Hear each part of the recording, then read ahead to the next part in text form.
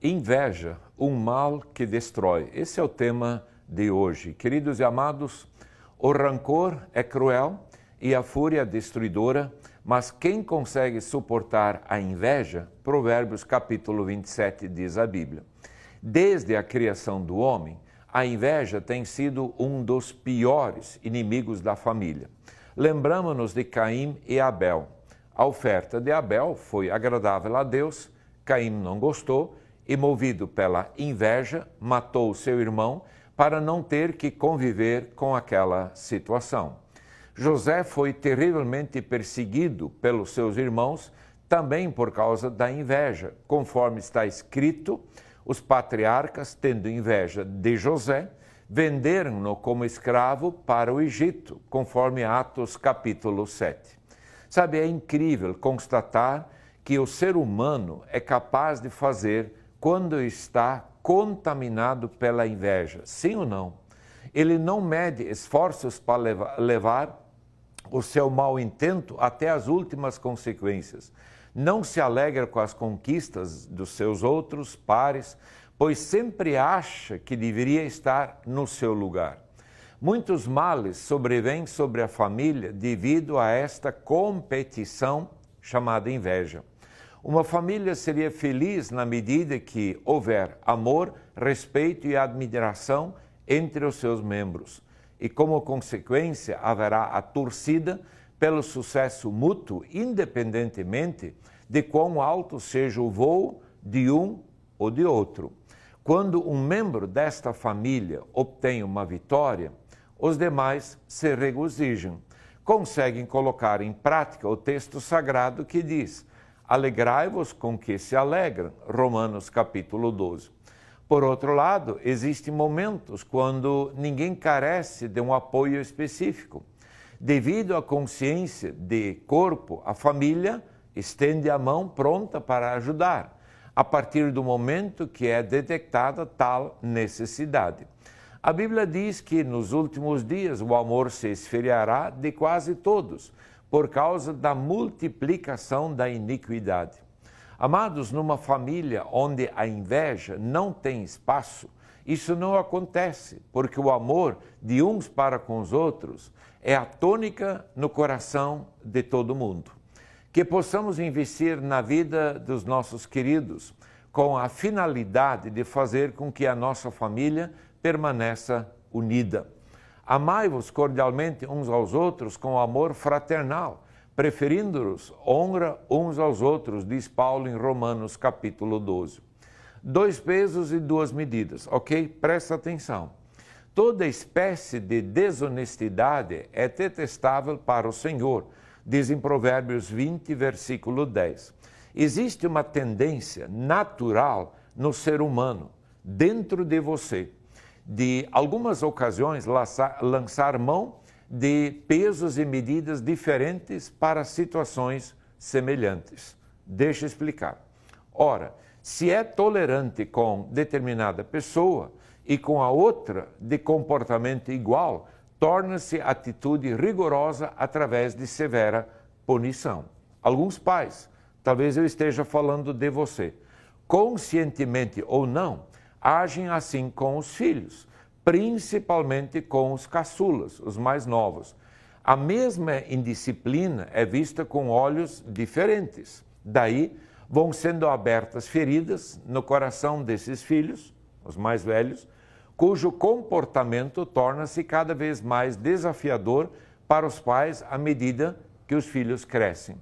O que leva alguns pais a agir com 2 pesos e 2 medidas para com os filhos? Sabe, eu me pergunto, o que leva? O que leva? Por que dar certo privilégio para uns e negá-lo para outros? Eu me pergunto para você, pai. Será que tem consciência de quão grande estrago está sendo feito na alma desses filhos? Você tem consciência? Sabe, muitos jovens enfrentam situações delicadas na vida, no desenrolar da vida, dadas as condições através das quais foram criados, culpa dos pais. O que sempre foi preferido ou preterido pode vir a ser uma pessoa introvertida, voltada para si, sem coragem de se abrir ou mesmo relacionar com os demais. Também pode desenvolver enorme senso de vingança, com tendência à justiça com as próprias mãos. O outro pode ser alguém cujo grau de confiança é tão grande, que chega a ser soberbo e autossuficiente, achando que fora de casa terá o mesmo tratamento diferenciado que se acostumou a receber em casa. Sabe, tanto um quanto o outro poderão enfrentar dificuldades na vida acadêmica, social, profissional e matrimonial, no casamento.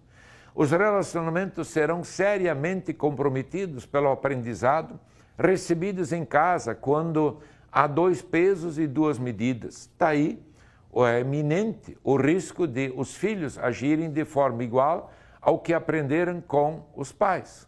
Por isso, presta atenção, é necessário especial cautela para que sejam tratados com equidade.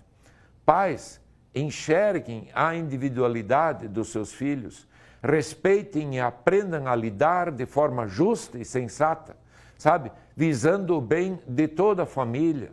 Você ouviu bem? Ora, diz a Bíblia, Israel amava mais a José que a todos os seus filhos, porque era filho da sua velhice. Gênesis 37 diz isso. José foi gerado quando seu pai Israel já estava meio idoso. E por isso havia no seu coração um sentimento mais favorável a ele, em detrimento aos irmãos mais velhos. Essa atitude tem sido comum em muitos lares, quanto aos caçulas, a chamada rapinha do tacho. Amados, pais, mostram-se mais tolerantes, mesmo diante de algumas atitudes erradas. Afinal de contas, ele é o caçula da família, o menor, o mais fraco, aquele que precisa de mais cuidado e amor, o último. Sabe, não deveria ser assim, porque, sabe, os males causados tanto ao protegido quanto aos demais provocam situações indesejadas. Assim aconteceu com José.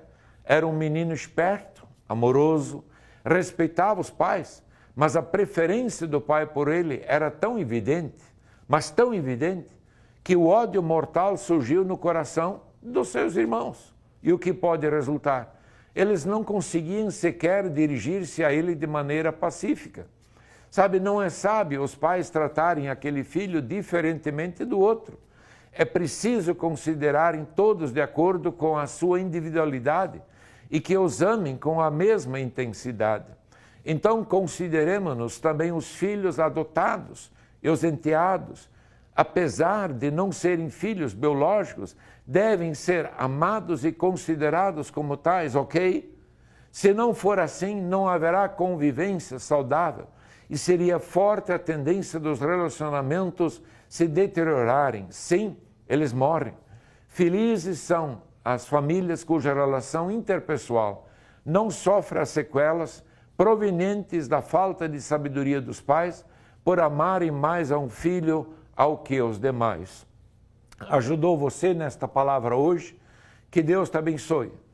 Repassa para que outros possam também receber e serem ajudados nesta palavra.